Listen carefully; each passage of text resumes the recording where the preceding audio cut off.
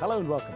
Her life has been filled with tragic loss, but she's found strength by focusing on the future of her country in spite of some tough challenges. This week on One, meet the Prime Minister of Bangladesh, Sheikh Hasina.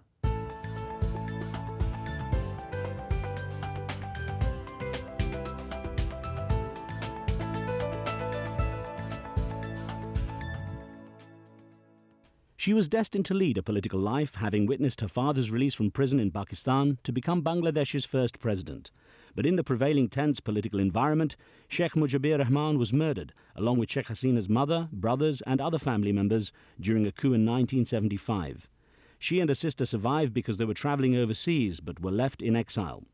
Sheikh Hasina had already proved her political skills as a young woman, and she planned a comeback that eventually had her elected as Prime Minister for the first time in 1996 and again at the start of 2009, showing her continued appeal with a large part of Bangladesh's public. Prime Minister, it's really nice to have a chance to chat with you. Let me ask you one thing. We'll go through your family history and your life in Bangladesh as the interview goes on. But tell me, when you look at the way the country has developed over the years, you faced a lot of challenges. What is your priority? What is the one thing you would like to try to see change in Bangladesh now? Well, the change means ensure people a better life, which they didn't achieve. They couldn't, because after liberation, you know, the 15th August, our father of the nation, Bangabandhu Sheikh Mujibur Rahman, was assassinated, and the military ruler started ruling the country. So without democracy, you cannot develop a country, and it has proved. Now, you see, the large number of people are still living under poverty level. So our main focus, main aim is to change the life of our common people and ensure them a better life. At least they should get their minimum requirements. The food, shelter, education, healthcare. This is very minimum thing. Prime Minister, is it hard to meet the expectations when people have seen so much turmoil in the country over the years? When they've seen everything go up and down, what is the expectation of the average Bangladeshi person? This time, perhaps you noticed the election. People voted for us, a large number. It means they expect a change, they expect a better life, and as because people gave their mandate, we feel that this is our responsibility to work for them. This is our responsibility to fulfill their aspiration, and that, of course, as because most of the people, the vast majority of the people living under poverty level and not getting 2 meals per day, not even 1 meal, but we have to ensure them. This is our priority, first thing, that first they should get their daily necessity, and then gradually, of course, we want to develop their life, and we declare that we will build up a developed country like digital Bangladesh. That means they should learn the modern technology, they should learn the, all progressive things, of course. Yes. Yeah. Your story is a fascinating one, a very sad one, filled with tragedy, and there's very few people that can really have gone through what you went through as well. You were born in what was, you know, the boundaries of Bangladesh back at that time, around the time of India's partition and independence and so on. What do you remember of those early years? Well, our life, as you know, that my father was involved in politics, and my father loved his people, loved the country, and wanted that the people's rights should be established. And as because he has been struggling for democracy, for economic emancipation of our people, he suffered a lot. From our childhood, what we see in the morning when we wake up, where is my father? He has been arrested. So he had been arrested and taken to jail. So we went to the jail to see him, and our life suddenly changed.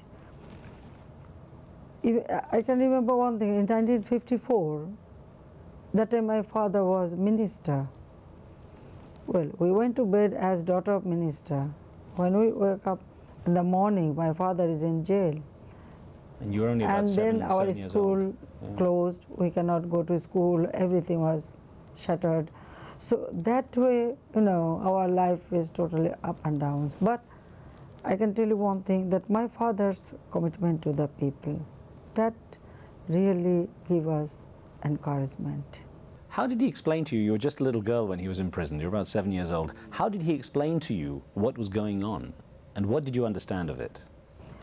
Well, because from childhood he taught us that our people are suffering, our people are poor, the poverty is a curse, we have to work for people, as because he dedicated his life. So, well, gradually it also, come inside to us that yes, we felt some kind of responsibility for the people, and we knew that my father is doing the right thing, right job, and that's why he is suffering. So we always with him, and when we grew up, we went to school. From school life, we also started our politics. I involved, yeah, we started that. Did you have a chance to have a proper childhood then? When you consider the politics that were going on, were you able to enjoy your childhood? Well, not like other children. Yes, you see that when, well, many of our friends, we saw that their parents or father taking them to the school. But sometimes we got that chance, sometimes we didn't, because father was jail, mother was busy with, party, family, and also, well, the military ruler filed false cases against my father, so my mother has to look after all these things. So our life was like this. What characteristics of your father do you think you inherited? What of his character is in you? Oh, he was a great man, and he's a very big heart. He loved his people. I don't know how much I can do that, but I try to follow And his the characteristics, idea. like his personality? Do you see anything? Well, he's a very big personality. How can I help that? I don't know. What about your mother? But, What about my his mother, she was really very homely, but very determined. Always he supported my father, always supported our people. She supported the right cause, and my father was really very fortunate that my father always enjoyed support from his family, my mother, my grandparents, and that's why he could have devoted himself totally for the cause of the people. He became the first independent sort of Bangladeshi Prime Minister. That's true, yes. Yeah. And yet sadly, 4 years later, August the 15th, 1975, was a terrible occasion. Tell me about that. Well, you see, 15th August, still I remember, I was not at home. My younger sister Rehanna and myself, You were traveling. we were in Germany because my husband was a nuclear scientist and he was working in university, the Karlsruhe University. So in the morning we got this news. At first we couldn't believe because, my father loved his people so much. So one can kill him, we couldn't believe. And then gradually came to know that it is not only my father, they killed my entire family, my mother, my 3 brothers. Younger one was only 10 years old. Then my sister-in-laws, my uncle, my cousin brothers, sisters, almost 18 people of our family been assassinated. And then the then government, the Ziaur Rahman, when he came to power, he didn't allow us to go back to my country. So we lived about 6 years in exile. And at that time, well, obviously, it was a very difficult time we passed. How did you and your sister Rehanna find that the strength, the emotional strength to cope with such a tragic loss? It's very difficult, still we cannot accept it. Why they killed my family? My father sacrificed his whole life.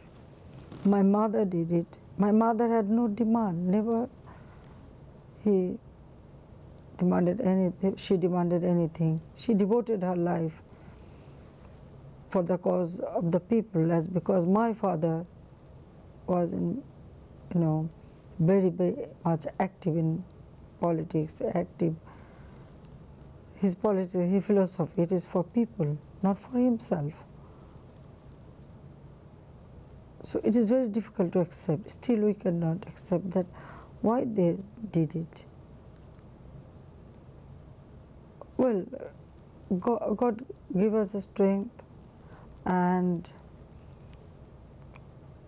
maybe for that reason I'm in politics. I'm thinking that I have to fulfill my father's dream. I have to work for people.